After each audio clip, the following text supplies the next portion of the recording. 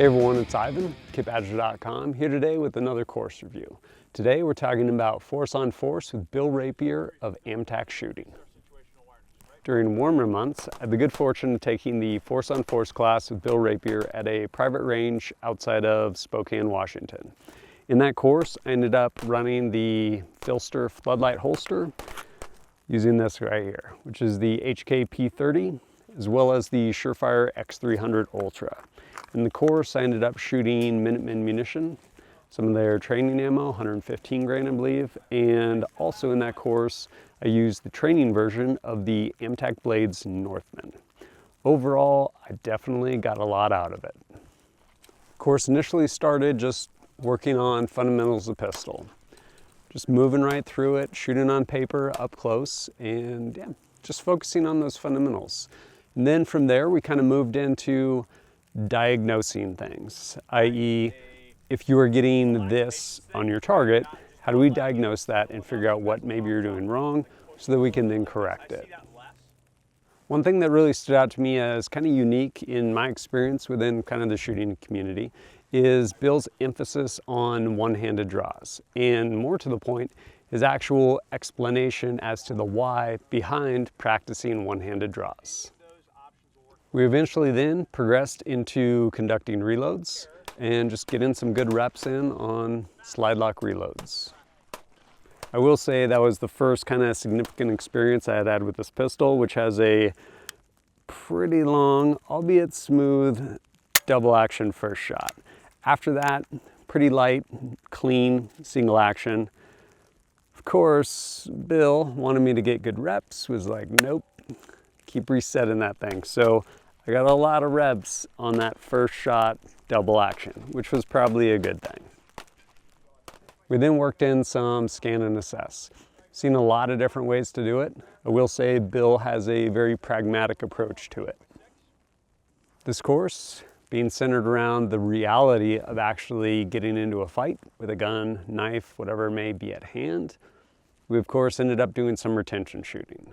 As much as anyone wants to draw their pistol, get that nice clean shot at 25 yards, altercations usually happen at much closer distances. And then it was time to go ahead and download all of our live stuff, move into a little bit of that force on force. Using airsoft pistols to create somewhat of a consequence for getting shot, we ended up moving into a around the world drill. Essentially kind of starting at different positions and having to draw under pressure and get that one shot off. And we finally rounded out day one with some situational drills. Think of them as kind of miniature scenarios. Day two started off with the AMTAC Shooting cold bore drill. Rather than kind of like your cold starts, which have a lot of emphasis on accuracy, admittedly, as well as that speed portion and manipulation, this was rooted really in the idea of mentally preparing to make that one shot that really has to count. We then moved into some one-handed shooting. Reasoning being, if you're in a gunfight at basically about one arm's distances, your other hand probably has other responsibilities it needs to take care of. From there, we ended up moving into some one-handed pistol manipulations. When we broke for lunch, we actually had a really well thought out and interesting mindset talk by Bill. And then after that, moving right into the second half of day two, we started with basically a whole education on blades, as far as whether it's nomenclature or the actual how and why behind design elements in knives. And I actually found that really interesting, especially not really having a background in that. The other thing that was emphasized is the concept of other strong hand. Even though largely it may just be kind of this mental jump for people, the idea of a strong hand and another strong hand is important because words mean things. So if you have a weak hand, then you automatically associate it being less able than your dominant hand. And Bill really emphasized the idea and concept of other strong hand, especially as we moved into knife work. The knife work for me personally was really interesting in seeing how much of a multiplier that could be with respect to one's capability with honestly a relatively short period of instruction. And while I was there, one of the gentlemen from Tactical High was there also, which was really cool. I was able to go ahead and do some training with them. If you aren't familiar with Tactical Hive, go check them out. They put out a lot of really great content on a lot of really great different instructors.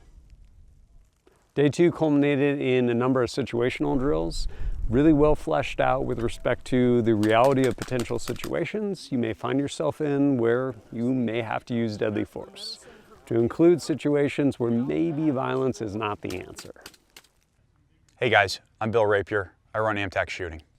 AMTAC Shooting, we teach people how to protect themselves and their families better, right? That's something that I'm passionate about. I retired about 5 years ago from the Navy. Spent about 18 of those years in the teams. Shooting and fighting was always the thing that I really enjoyed doing. So getting out, it was a kind of a seamless transition to start teaching right off the bat. And then I really fell into this pistol combatives, being able to move people, right? I have a heavy grappling background and been doing blade stuff for a long time as well. So it just kind of made sense to get into that. So now that's what I do. I travel all over the country and I teach people how to do their jobs better as men, which is protecting yourself and your family. One of the courses I teach is the Force on Force course.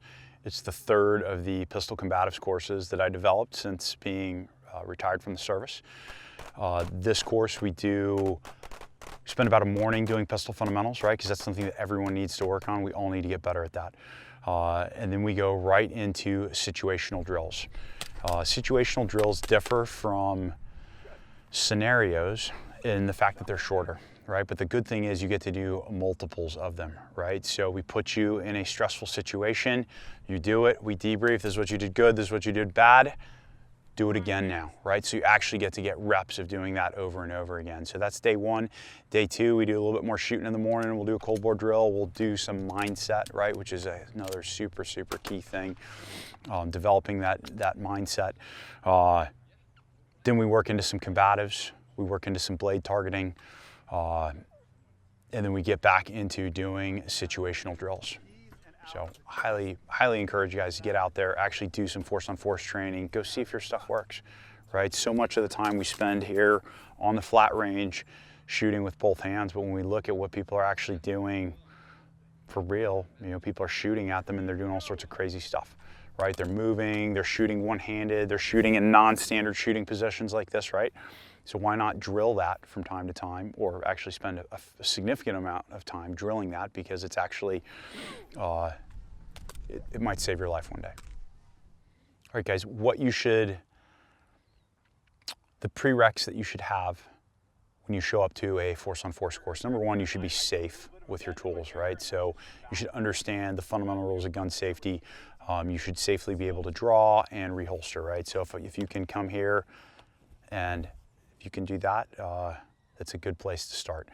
You should also have a baseline of fitness. If you've done some sort of combatives training, boxing, jiu-jitsu, kali, those things will absolutely help you, but you do not need to have that.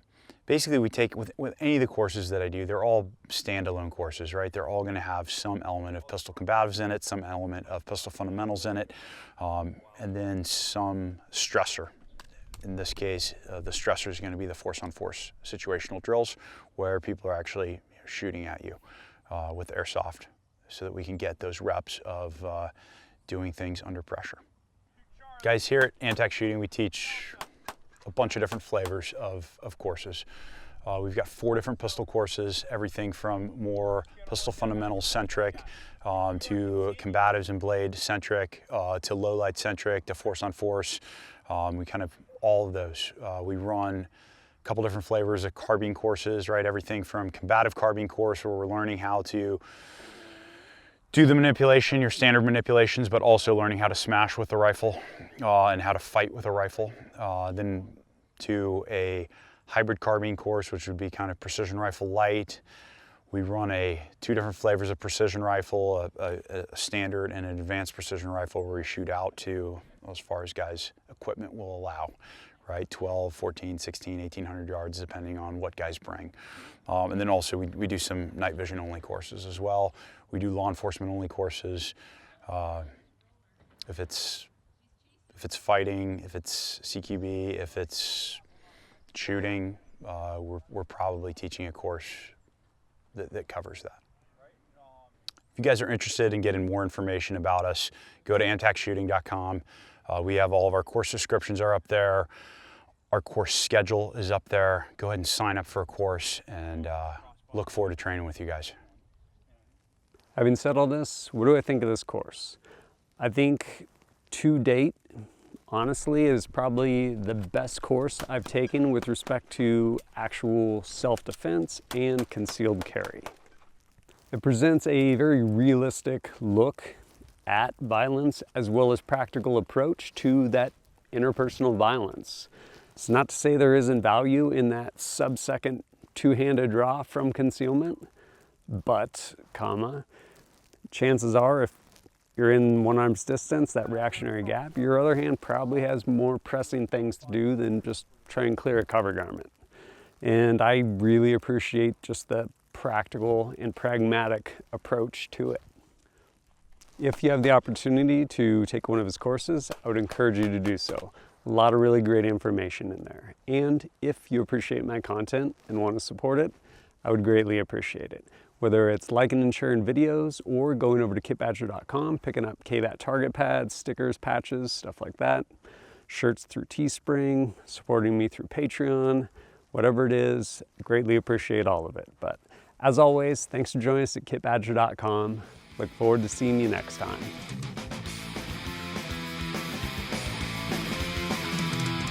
Hey, it's my time. 1, 2, 3.